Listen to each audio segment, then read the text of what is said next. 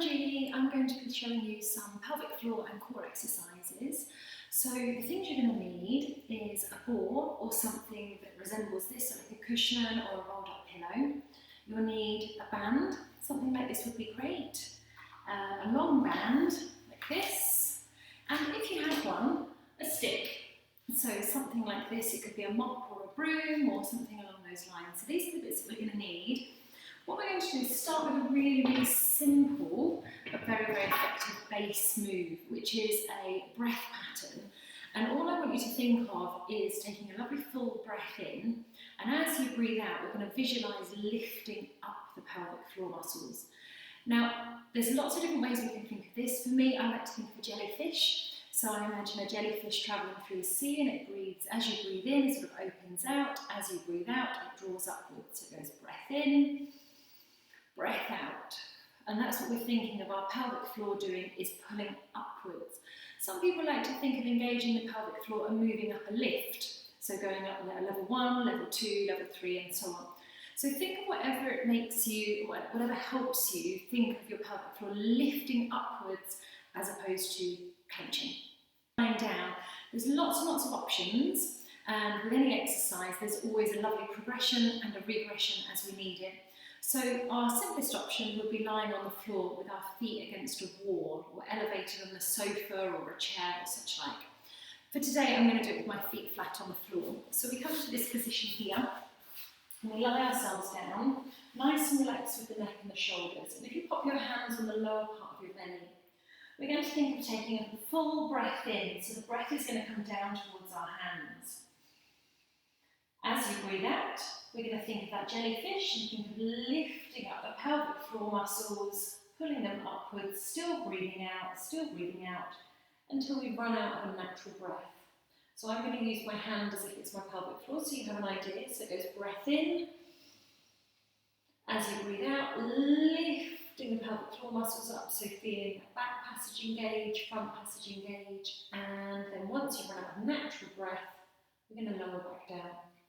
Let's do that a couple more times. So inhale first, fill the belly, fill the ribs, and as you breathe out, pelvic floor comes on, back passage, front passage, lifting upwards.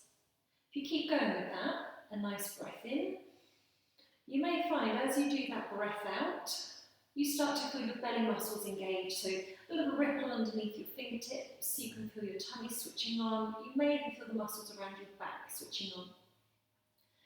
So what we're going to do now is add a little more intensity, and we're going to do this with our ball. So we're going to do something called adduction. So we're adding the legs together. So we're going to squeeze the inner thighs towards each other.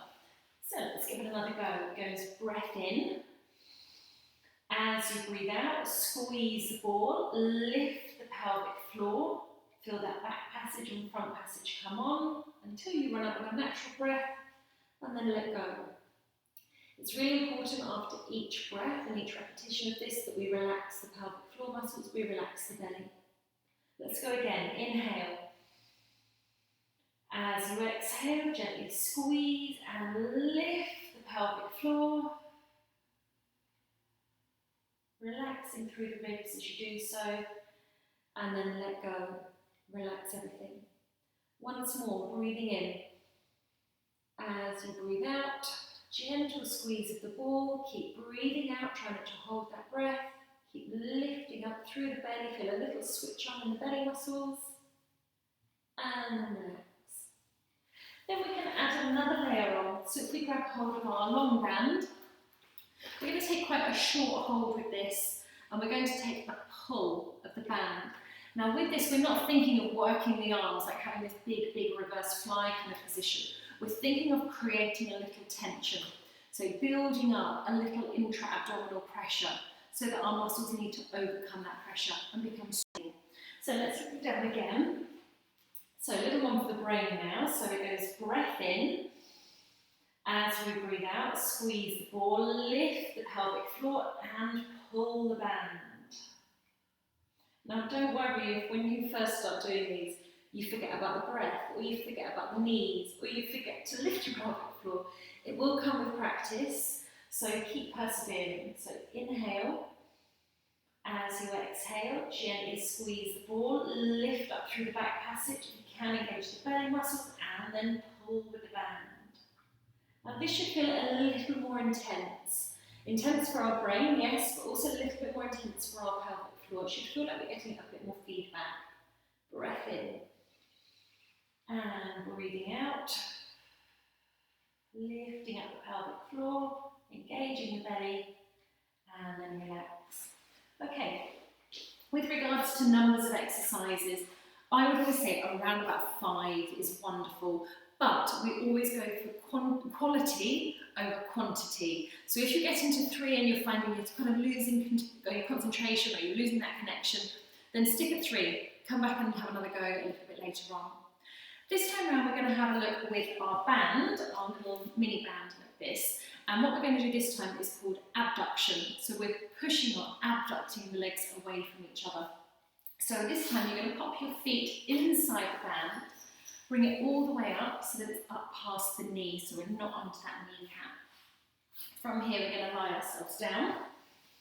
And again we do the same thing, we take that deep breath in, feel the belly lift up as you breathe in. Then as you breathe out, we lift the pelvic floor and squeeze the knees slightly open.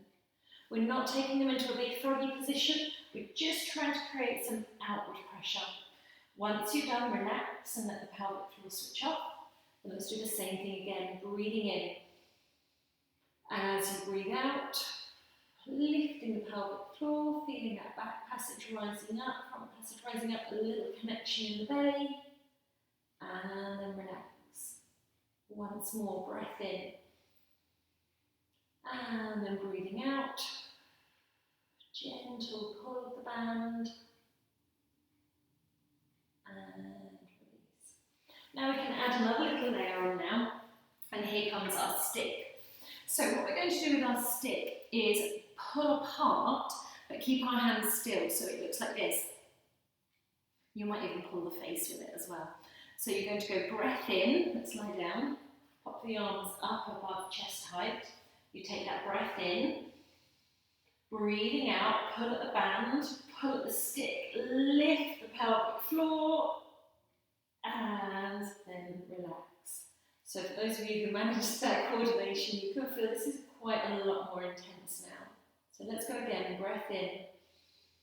As you breathe out, open the knees, pull the band, lift the pelvic floor, keep breathing out, keep lifting, keep pulling, and then relax. Once more, breath in. As you breathe out, pull the band, lift up through the pelvic floor, visualise the kind of that rise of the pelvic floor, and pull the band and let go. Now we do have an option on this one as well. When it comes to the stick, we can do a push together. So as if we're pressing our hands inwards towards each other, but not moving them. And we could do this with the ball as well, so the ball or the band. So you've got quite a few different options there of adduction, with the ball squeezing inwards, abduction, pushing outwards. Then we have a choice with the stick, pushing inwards or pulling outwards. And then we have a choice with the band, also pulling outwards. So through just those 4 little bits of kit there, you have a vast variety of exercises that you can do. You might find that you don't want to do the ball, you don't want to do the band at the knees, you just want to do the arms, and that's absolutely fine. You might find it the opposite way around, you get more feedback doing work with the legs than you do with your arms. So go what feels right. As my own general guide, I would always do one exercise that you feel really confident with, where you can feel a really good connection, you can feel a lift and a lower, and then do one that challenges you, so that we're always progressing forwards.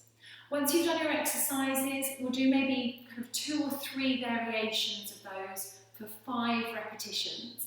We're then going to do a little bit of down training. So this is where we stretch our pelvic floor, we relax it, and we just allow it to let go a little bit.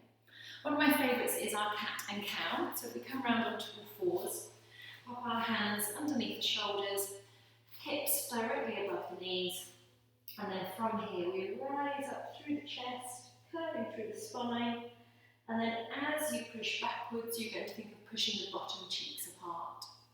You feel that stretch into the back, but also into the pelvic floor. Then again, lifting up, breathing in, And as you breathe out, we push that tailbone back. Same thing again. Inhale and rise. Exhale and let go. Last time. Inhale, rise. Exhale and let go. And my second big exercise for pelvic floor release work is a froggy position. Now if you do have a little cushion, you can pop this underneath your bottom so that we elevate the hips a little bit. Alternatively, you can make a fist with your hands. So we lie ourselves all the way down, make a fist with your hands and pop it underneath your bottom cheeks, and then let the knees drop open in this froggy position.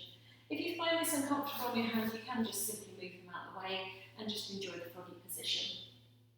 If you are a little tight into your adductors, you can put a little yoga block or a pillow either side so that you truly can relax in this position. And then from here, we allow our belly to rise. As you do that breath in, and lower as you do that breath out. So inhale, rise.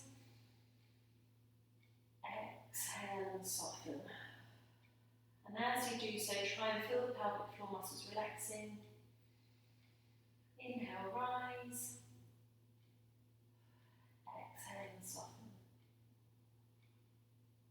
And you can spend as much time here as you're able to. If you can spend a minute, great. If you can spend a little bit longer, even better. So allow those pelvic floor muscles to switch off and calm down. Right, I hope that's helped. With your pelvic floor exercises, it is an ongoing thing, so we're going to keep doing these regularly for forever more in a day. Perhaps the frequency and the intensity may change as your symptoms progress or hopefully improve. So yeah, so let's get practicing these wonderful pelvic floor exercises. And as always, if there's any questions,